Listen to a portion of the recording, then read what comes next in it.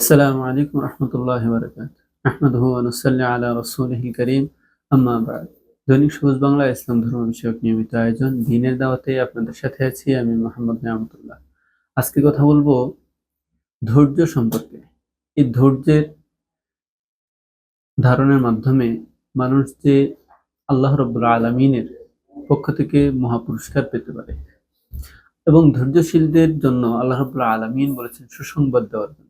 ধৈর্যশীলদের ধৈর্য এমন একটা গুণ যার মাধ্যমে আমরা সর্বাবস্থায় আল্লাহর সন্তুষ্টি অর্জনে সক্ষম হতে পারি।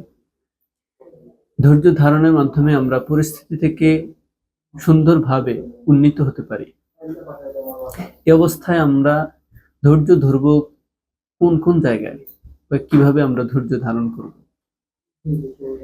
দৈনন্দিন জীবনে আমরা বিভিন্নভাবে বিভিন্ন কাজে অনেক পরিস্থিতির শিকার হই, বিভিন্ন পরিস্থিতির শিকার হই যেখানে আমরা অনেক উত্তেজিত হয়ে পড়ি বা অনেকে ঝগড়া বিবাদে লিপ্ত হয়ে যাই বা বিভিন্নভাবে আমরা বিপদগ্রস্ত হয়ে থাকি বা কোনো সমস্যায় জর্জরিত থাকি, অভাবগ্রস্ত থাকি বা যে কোনো ধরনের সমস্যা, জীবনে বহু সমস্যার সম্মুখীন আমরা হয়ে থাকি।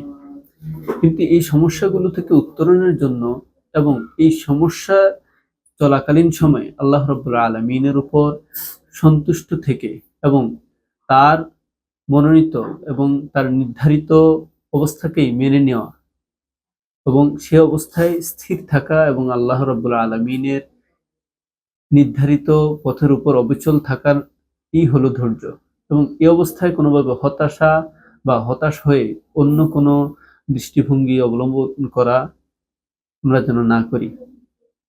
কেননা আল্লাহ রাব্বুল আলামিন ধৈর্যশীলদের পরীক্ষা করেন এবং ধৈর্য ধারণের জন্য বলেন এবং ধৈর্যশীলদের পুরস্কারের ঘোষণা দিয়েছেন।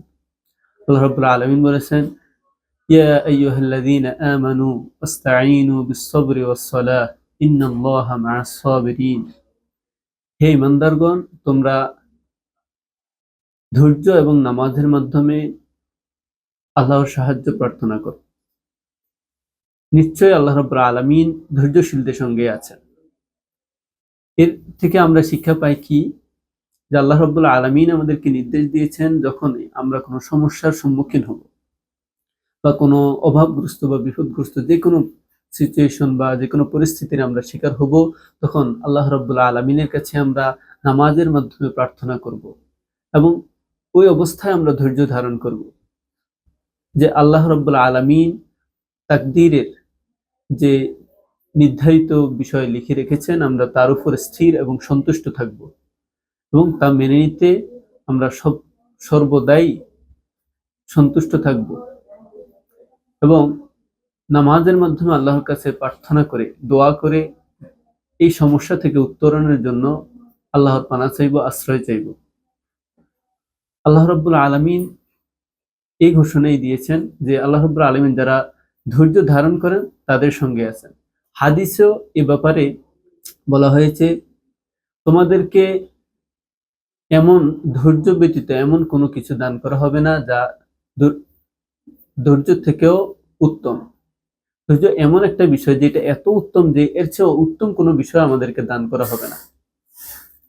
আল্লাহ রাব্বুল আলামিন আমাদেরকে সকল পরিস্থিতিতে এবং সকল বিপদ আপদে ধৈর্য ধারণ করে আল্লাহ রাব্বুল আলামিনের উপর পূর্ণ আস্থা রেখে পরিস্থিতি মোকাবেলা করার তৌফিক দান করুক এবং সকল বিষয়গুলো জেনে বুঝে আমল করার তৌফিক দান করুক। ওয়া মা আলাইনা ইল্লাল বালাগ। আসসালামু আলাইকুম ওয়া রাহমাতুল্লাহি ওয়া বারাকাতুহু।